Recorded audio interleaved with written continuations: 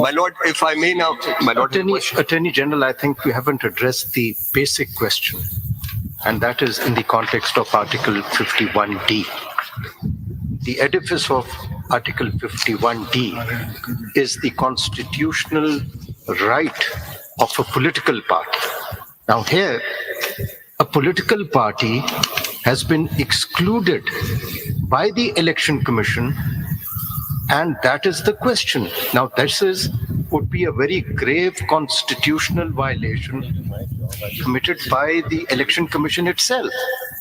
So as a constitutional highest court, it is not our obligation to correct this very serious, grave constitutional violation, because it goes to the root of democratic principles enshrined in this constitution, and it has virtually disenfranchised all those who voted for that political party. My Lord, I intend to, and my Lord has raised this question, had raised this question yesterday. My last submission actually addresses this when I make submission on Article 187 also. But can you come to the examples that you have given of the 2024 elections in your paper book? Because the impact is important to note and understand. So what you've shown on page 23? Lord, Ladyship, if I may, this is the record which I had placed before you. For the purposes of the submission which I have made with respect to this record is only one. And when I make the other submissions, this will, my lady's question will then become relevant. Are you going to go through this record? I will go through this record because in 2024 also, the independents have been excluded, independents including those who had joined SIC. But you see here the number of independents are very large, and so you can see the impact that it's having on your proportional representation. Impact जरा clear कर. वो मैं करूँगा. अभी मैं इस पे आऊँगा. अभी मैं एक submission. I want to make a submission on Article 224, which deals with the vacancy of seats. There's a situation where seats have to remain vacant. Actually, you see, in the past, the independents are very few, so the question never arose and was not as a non-issue. In any case, also, you took out the independents because you can then divide the entire reserve seats. Nothing remains vacant. That's why the exclusion की mathematics यही है ना, exclude कर देंगे तो पूरा हो जाएगा ना, सारी seats पूरी हो जाएंगी. Sir, that's the only benefit, that you exclude the independents, उस घोल में सारे आ जाएंगे. लेकिन the only problem with the current situation is the tip towards independents being more, because nobody bothered challenging this earlier. It was a non-issue. इसलिए impact वाली बात अगर एक optically हम देख लें क्या है. जी मैं उस पे आना है मैंने. After making this submission, I'll be addressing that question, sir. Now, if my lords and your leadership may kindly turn to Article 224, I'd read out clause 4 and then take you through the other provisions. The submission I wish to make, the point I wish to make, my lords and your leadership, is that the vacancy of seats envisaged for a very limited, narrow window under the Constitution gels in with the scheme provided in the Constitution itself, as also the law which is applicable in this case. Now, if I may kindly read out clause 4 of Article 224 very quickly. When, except by dissolution of the National Assembly or a provincial assembly, a seat in any such assembly has become vacant, not later than 120 days before the term of that assembly is due to expire, an election to fill the seat shall be held within 60 days from the occurrence of the vacancy. Now, what's relevance? My lord, my submission is that the Constitution does not envisage vacancy of any seat. A seat must always be filled, particularly in the present circumstances also, where the seats are reserved for women and non-Muslims. How does that work when a candidate of a reserved seat passes away or something? Clause 6 kicks in. Clause 6 kicks in. I'll read that out also. When a reserved seat for women or non-Muslims in the National Assembly or a provincial assembly falls vacant on account of death, resignation, or disqualification of a member, it shall be filled by the next person in order of precedence from the party list of the candidates to be submitted to the Election Commission by the political party whose member has vacated such seat. provided that if at any time the party list is exhausted, the concerned political party may submit a name for any vacancy which may occur thereafter. Now back to clause 4. Now there is a 120-day window, which is 120 days before the expiry of the term. If a seat falls vacant, Constitution says don't hold elections. And one rationale is provided within this clause itself, which is when read with Election Act, there is a 54-day election program also. So the 66th day is an absolute cutoff. Because after the 66th day, if the seat falls vacant, the elections cannot possibly be held because the 54-day election program cannot be seen through. There is another rationale to it also. If you may kindly turn to Article 222.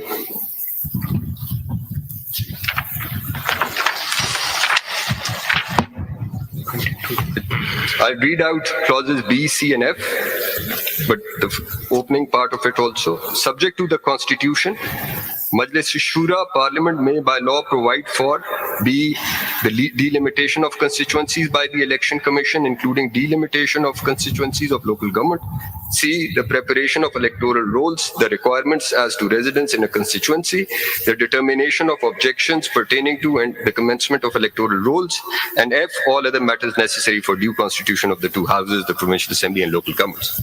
Now, the Constitution requires Election Commission to carry out these activities for the purposes of conducting elections and due constitution of the two houses. If I may take you to Section 14 of the Election Act. इसमें क्या बताना था? इसमें मैं ये बता रहा हूँ कि Election Act का Section 14 आप देखेंगे तो 4 महीने के अंदर, before the expiry of the term of the Assembly, the Election Commission is to complete the delimitation, prepare electoral rolls, and so on and so forth, which is its duty under Clause F or 222 and the other provisions of the Constitution. So Section 14 अगर आप देखें Election Act का, so this timeline actually works with the timeline provided under clause 4 of Article 224. जहाँ पे 120 days बताया था, तो साथ Election Act में बताया कि 4 महीने expiry term की expiry से पहले ये सारी activity और ये सारा काम करना है Election Commission ने, जो 222 में बताया हुआ है. So when you read them, all of them in harmony, the constitutional command becomes very clear, which is that no seat can be left vacant but for what is provided under clause 4 of Article 224. So Section 14, I can read out, but my lords may kindly note what I've submitted with regards to Section 14. What do you say about Article 51(1), as my lord Justice Murray pointed out? जी. यहाँ पे जिक्र seats का है और membership का नहीं है. My lord, 51(1). my lord would see that Article 51 deals with a stage where the elections are being conducted, elections. It deals with the elections. It deals with the seats which are to be filled. Now, during the process, once the seats get filled, then they become members of the houses. So in the constitutional flow, a scheme of things, you start with 51, and then when you proceed, you are past 51, and the returned candidates are declared as such. They are administered oaths of the offices, they become members. So the interface is quite clear, sir, as far as my submission goes. That perhaps you have reversed the sequence. I think the operative presumption of the Constitution is that in any house or provincial assembly, no seat, reserved or otherwise, will be left vacant. That is the basis on which the Constitution proceeds, to which, for example, Article 222(4) is an exception, that you must leave it vacant. Now, that presumption proceeds also on other presumptions. As my learned colleague Justice Mazur Ali Shah pointed out, that the number of independents will be low. As you yourself said yesterday, that if there is a very, very large number of independents returned, there is something dysfunctional. Something has gone out of kilter. Right? You said that yesterday.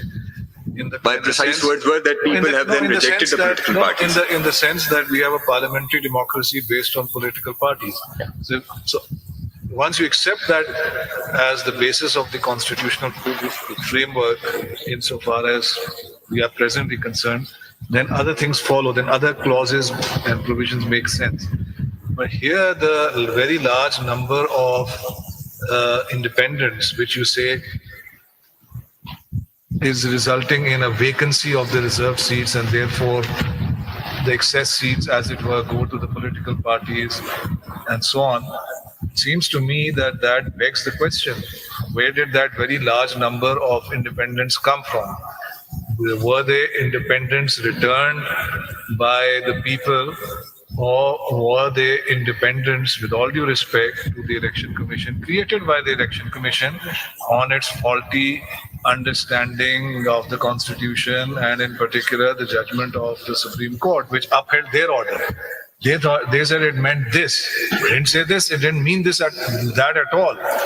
So you see, when we are in this realm, if this is the correct position, that this whole problem or issue is arising out of errors made by the Election Commission, then surely it is or is it not, the duty of the court, the Supreme Court, to the extent that it is able to do that, to correct that error, to rectify the problem, and if there are alternate pathways available, legally available, to choose the one that results in the error being rectified, and either for that problem, quote unquote, of reserved seats, the excess reserved seats, going to political parties who are not really entitled to that, because that tips the balance, that problem being disappeared because the reserved seats go to some political party to which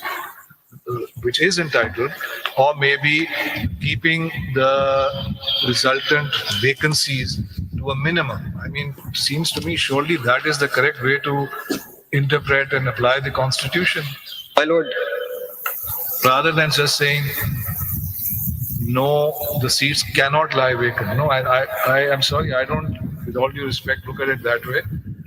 I think the Constitution assumes that the seats will not lie vacant, and therefore, in terms of 22(4), expressly creates a situation where the Constitution says, look, this is the working basis of the Constitution, but here the seat must lie vacant. Surely that's the better and more correct approach.